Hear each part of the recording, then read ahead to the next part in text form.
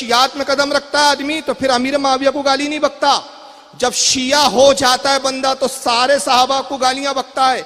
और ये किताबों में भरा पड़ा है, ये अकीदा है। आइए इनका अकीदा एक में दिखा दूं और लानत भेजें इस अकीदे पर। यह है आपके सामने किताब उसूल काफी अश-शाफी, तर्जमा उसूल काफी, ये मेरे हाथ में। मैं जो कि दिखाता हूं रखता हूं तो बोलता हूं, वरना बिना हवालों के मैं बात ही नहीं करता, मेरी आदत है। यह उसूल काफी हदीस के अंदर अहले तशरीह शिया हज़रात के यहां सबसे मोतबर किताब यही मानी जाती है। लिखने वाले याकूब कुलैनी, इनके बहुत बड़े मुहद्दिस गुजरे। सब नए नाम लग रहे होंगे आपको, आपने सुना भी नहीं होगा। मैं बहुत जमाना पहले चीजें पढ़ता था तो मैंने तस्वुर भी नहीं किया था कि ये वक्त आएगा कि मुझे इस पर भी बयान करना पड़ेगा। बस एक शौक और शौक के तहत मुताल्ला करता रहा, लेकिन आज ये सब चीजें लेकर बैठना पड़ रहा है। क्यों? क्योंकि हमारे यहां चादर डालने वाले कल तक वो मुजावर जो चादरें चढ़ाते थे ना, आज वो खुतबा दे रहे हैं, अल्लामा बन गए साहब, आलिम बन गए वो लोग भाई। अब तकरीरें कर रहे हैं और हमारे यहाँ के जाहिल भूल गए, अबे ये तो कल तक चादर चढ़ा के गर्दन पकड़ के बोलता था डाल, कि डाल बोलने वाला, ये नजराने खाने वाला, ये कब से अल्लामा बन गया कि 10 बाय 10 के दड़बे में बैठ के तबर्रा कर रहा है। अमीर माविया ऐसे थे, फला साहबी ऐसे थे, फला साहबी ऐसे थे। औकात इनकी खुदा की कसम इतनी नहीं कि अहले सुन्नत के किसी सुन्नी आलिम के सामने बैठकर ये बात कर ले। सिर्फ अपने चाहने वाले जाहिल अव्वाम मुजावरों की बुनियाद पर भुगते हैं ये लोग। उसूल काफी है कुरान के बाद नहजुल बलागा, हदीस में पहले नंबर की किताब। उसके बाद दूसरी किताब इनके यहाँ अहले तशरीह में आती है, हमारे यहाँ है सियाह सित्ता, 6 हदीस की किताब है कुरान के बाद सबसे बेहतर अफजल मानी जाती है। पहले नंबर पे क्या है मालूम है आपको? बोलो। बुखारी। दूसरे नंबर पे मुस्लिम, दूसरे नंबर पे, तीसरे नंबर पे अबू दाऊद, चौथे पर तिरमिजी, 5वें नंबर पे नसाई, 6ठे नंबर पर इब्न माजा। लेकिन अहले तशरीह हज़रात के यहाँ कुतुब अरबा है, सियाह सित्ता नहीं है। 4 किताबें मानी जाती है सबसे अफजल कुरान के बाद। पहले नंबर पर नहजुल बलागा, दूसरे नंबर पर उसूल काफी, तीसरे नंबर पर मन ला यदरुल फकीह, ये भी किताब यहां मौजूद है मेरे पास। चौथे नंबर पर अल इफ्तिसार। ये 4 किताबें उनके यहां मोतबर मानी है। उसूल काफी में जरा आइए और सारी ये रिवायत इमाम जाफर के खाते में डाल दी। खुदा की कसम इमाम जाफर का दामन पाक है इन बोतानों से। क्यों? इमाम जाफर का अकीदा हमको अगर समझना है तो हमें किसी ऐसे शख्स से समझने की जरूरत नहीं जो इमाम जाफर के मोहब्बत के दावा करके सीने पीटते हो। इमाम जाफर का अकीदा समझना है तो हमें इमाम अबू हनीफा से समझना है, इसलिए कि इमाम अबू हनीफा उनके वो शागिर्द है कि इमाम ने ऐसा इल्म उंडेल दिया कि जब कूफा से आए थे इमाम नोमान इब्ने साबित नाम था, नोमान आए थे तो नोमान इब्ने साबित थे। 2 साल इमाम जाफर ने वो इल्म के दरिया दे दिए कि जब मदीने से निकले तो अब नोमान इब्ने साबित नहीं थे, इमाम आजम अबू हनीफा थे। तो जिस जात को इमाम आजम जिसने बनाया वो इमाम जाफर की जात है, और जिसको बनाया गया वो नुमान इब्ने साबित की जात है। तो जो इमाम आजम बना उस बारगाह से हम उससे समझेंगे कि भाई इमाम जाफर का अकीदा क्या था। इन किताबों की हमें हाजत नहीं है, लेकिन मैं सिर्फ बतौर हुज्जत आपके सामने पेश कर रहा हूं। आइए, उसूल काफी बाब है इसका, किताबुल ईमान वल कुफ्र, पहली जिल्द है, 5वीं जिल्द है इसकी, माफ करें, किताबुल ईमान वल कुफ्र, सफा नंबर 42। और याकूब कुलैनी जो अहले तशरीह के मुतबर आलिम है, बाब कायम किया उन्होंने, फीमा अतल्लाहु अज़्ज़ा व जल्ला आदम अलैहिस्सलाम वक्त तौबा। तर्जमा ये होता है इस बाब का, जो बाब के तहत हदीस लाई उन्होंने। हदीस क्या है जो भी लाया, अब हदीस बोलना भी मुझे तौहीन लग रही है। लग हदीस थोड़ी, अब उनके नजदीक हदीस है भाई, तुम्हें जो बोलना पड़ रहा है उनके नजदीक हदीस है, उनके नजदीक हदीस की किताब है ये। हमारे नजदीक तो हदीस की भी किताब बोलना है, इसको हदीस की तौहीन है। अल्लाह ताला ने आदम को तौबा करने का मौका दिया, ये बाप का मतलब होता है। सफा नंबर 42 क्या लिखते हैं? कहते हैं कि नबी का जैसी इंतकाल हो गया, सिर्फ चंद लोग थे जो ईमान पर रहे, बाकी सारे सहाबा ईमान से फिरकर मुर्तद हो गए थे। कितने लोग रह गए ईमान पे? तो फिर तादाद इनके मौलियों ने कहा 6 लोग थे सिर्फ ईमान पे, बाकी सब मुर्तद हो गए थे। हमने कहा अबू बकर का क्या हुआ? कहा पक्के मुनाफिक थे सबसे बड़े वो। कहा उमर का क्या हुआ? कहा वो भी मुनाफिक थे। उस्मान, अरे उनसे बड़ा तो कोई मुनाफिक नहीं था, सारे मुनाफिक थे। बचा कौन? कहा अबू जर रह गए, सलमान फारसी रह गए, अली रह गए, हसन हुसैन रह गए, और 1-2 ऐसे नाम बताए। कहा 6 लोग थे, 6 लोग जो ईमान पर कायम रहे। बस नबी का इंतकाल हुआ, रसूल ने आंखें बंद की, इस सारे के सारे दोबारा ईमान से फिरकर काफिर हो गए। मुझे बताइए इस अकीदे को कबूल किया जाएगा? बोलो यार, कितना बड़ा हमला है रसूलुल्लाह की तबलीग पर। रसूलुल्लाह सबसे अफजल तरीन नबी, नूह अलैहिस्सलाम तबलीग करें तो 87 तो ईमान लाए कम से कम, कश्ती में रहे बच गए। ईसा अलैहिस्सलाम के मानने वाले तो कुछ हुए, इब्राहिम अलैहिस्सलाम के मानने वाले कुछ तो हुए, लेकिन जो तमाम अंबिया में सबसे अफजल तरीन नबी था, उसका मिशन इतना फलाप कि बस ये आंख बंद करी और 6 रह गए ईमान पे, बाकी सब गायब। क्या तुम बोल रहे हो यार?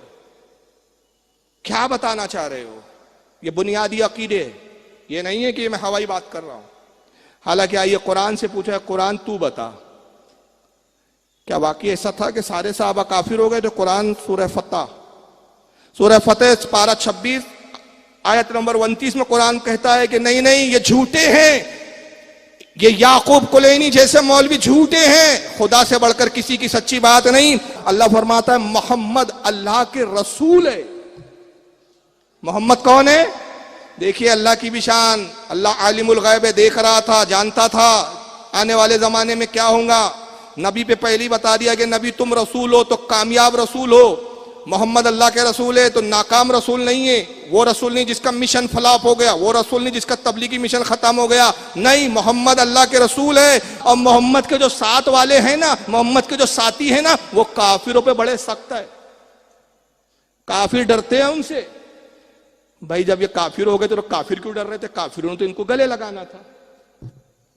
या कुरान इनके ईमान की गवाही दे रहा है। और फिर यही नहीं, आगे अल्लाह फरमाता है आपस में ये नर्म दिल है, काफिरों पे तो बड़े सख्त है, काफिर के मुकाबले में आ जाए तो पहाड़ से ज्यादा मुस्तहकम हो जाते हैं, मगर आपस में जब मिलते हैं तो बड़े नर्म दिल है, बड़ी मोहब्बत से मिलते हैं, बड़े खुलूस से मिलते हैं, एक दूसरे से उल्फत रखते हैं। और इनकी शान क्या है कि हर वक्त रुकू और सजदे में गिरे हुए, लम्हा लम्हा इबादतों में जा रहा है। बताइए यार, कुरान इनकी ये तारीफ कर रहा है कि हबीब तू पाएगा इन्हें कि ये रुकू में गिरे हुए हैं, सजदों में गिरे हुए हैं, अल्लाह का फजल और उसकी रजा चाहती। और ऐ मेरे हबीब, उनकी अलामत उनके चेहरों से जाहिर होंगी। कैसे? कि उनके सजदों के निशान बताएंगे कि ये ईमान वाले, उनके चेहरे ईमान की गवाही देंगे। ये कुरान कह रहा है। ये कहते नहीं नहीं, सब गुमराह हो गए थे। और फिर इनकी शान क्या अल्लाह फरमाता है, महबूब ये मत समझ के तेरे साथ वाले मामूली लोग हैं, तेरे असाब है, तेरी जियारतें करने वाले हैं, ये भूले बिसरे लोग नहीं है। वो और लोग हैं जो अपनी किताब उसूल काफी में लाख लिखते रहे कि काफिर हो गए, काफिर हो गए। जाहिरन इन्होंने जब जिंदगियों को गुजारा तो कुछ अरसा कुफ्र में गुजारा, लेकिन अल्लाह तो जानता था ईमान इनको कैसे मिलेगा। आगे अल्लाह फरमाता है ज़ालिका मसलुहुम फित तौरात, इनकी मिसालें तौरात में हमने बयान की है, और इनकी सिफत, इनकी मिसाल इंजील में भी मौजूद। जिनका जिक्र इंजील में हो, जिनका जिक्र तौरात में हो, बताइए वो काफिर हो?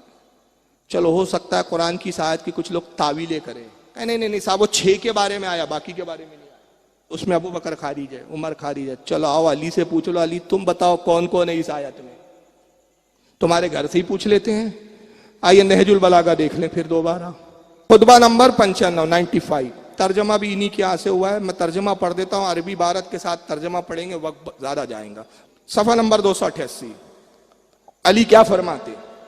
फरमाते मैंने मोहम्मद सल्लल्लाहु अलैहि वसल्लम के असहाब देखे हैं। किससे कहा? इसका पस मंजर यह है, ये बहुत लंबा खुतबा है, मैंने खुतबे का वो आखिरी हिस्सा अंडरलाइन किया है। वो खुतबा यह है कि जो अली के बहुत ज्यादा वफादार कहलाते थे ना, जो कहते थे हम शिया ने अली है, अली से मोहब्बत करते, मगर अली कहते थे जंग पर चलो। का देख नहीं रहे गर्मी कितनी तेज है, टेम्परेचर कितना हाई है, बदहवास हो रहे हम गर्मी से, गर्मी में जंग करें? अली कहते अच्छा चलो ठीक है, जंग थोड़ा टाल देते हैं, गर्मी निकलने दो। गर्मी निकली, चलो जंग पर चलो, दुश्मन से लड़ो। कहते अली देख नहीं रहे बारिश कितनी तेज है, बारिश का मौसम है, फसलें उगाने का टाइम है, ये कोई जंग का मौका है? अली कहते अच्छा ठीक है, चलो बारिश का मौसम जाने दो। बारिश का मौसम गुजर गया, सर्दी आ गई, चलो। कहा भाई सर्दी इतनी है कि हम तो सर्दी की वजह से सुकड़े जा रहे हैं।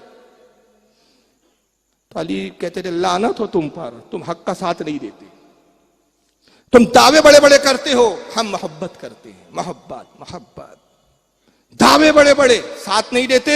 जबकि रसूल के असहाब का हाल क्या था? मैंने मोहम्मद सल्लल्लाहु अलैहि वसल्लम के असहाब देखे हैं, मुझे तो तुम में से एक भी ऐसा नजर नहीं आता जो उनके मिसलो। वो इस आलम में सुबह करते थे कि उनके बाल बिखरे हुए, चेहरे खाक से अटे हुए थे, जबकि रात को वो सुजूद और कयाम में काट चुके होते। उनके बाल क्यों बिखरे होते? कि वो पूरी पूरी रात इबादतों में गुजार देते थे, खाक पर सजदे करते थे, मार्बल के फर्श नहीं होते थे उनके घरों में, वो खाक वाली जमीनों पे रात रात भर सजदे में पड़े होते, गिरे होते। कुरान ने कहा कि रुक्कान सुज्जदन यब्तगून, और इनका हाल ये कि सजदे और रुकू में गिरे पड़े। उसी की तशरीह अली कर रहे हैं कि इनके चेहरे खाक से अटे हो जाते थे, इतनी इबादत करते थे। फिर मौला कायनात आगे फरमाते इस आलम में कि कभी पेशानियां सजदे में रखते थे, कभी रुखसार, और हश्र की याद से इस तरह बेचैन रहते थे जैसे अंगारों पर ठहरे हुए। और लंबे सजदों की वजह से उनकी आंखों के दरमियान पेशानियों पर बकरी के गट्टों, ऐसे गट्टे पड़े हुए थे, जैसे बकरी के घुटनों पे गट्टे आ जाते हैं ना, वैसे उनके पेशानियों पे गट्टे पड़ गए थे। जब भी इनके सामने अल्लाह का जिक्र आ जाता उन साहबा के सामने, तो उनकी आंखें बरस पड़ती थी, जिक्र इलाही से वो रो पड़ते थे, यहां तक कि उनके गिरेबानों को भिगो देती थी। वो इस तरह कांपते रहते थे जिस तरह तेज झक्कड़ वाले दरख्त थरथराते हैं सजा के खौफ और सवाब की उम्मीद से। बताइए खुतबा असहाब रसूल के ईमान को साबित कर रहा है कि कुफ्र को साबित कर रहा है? बोले भाई, ईमान को।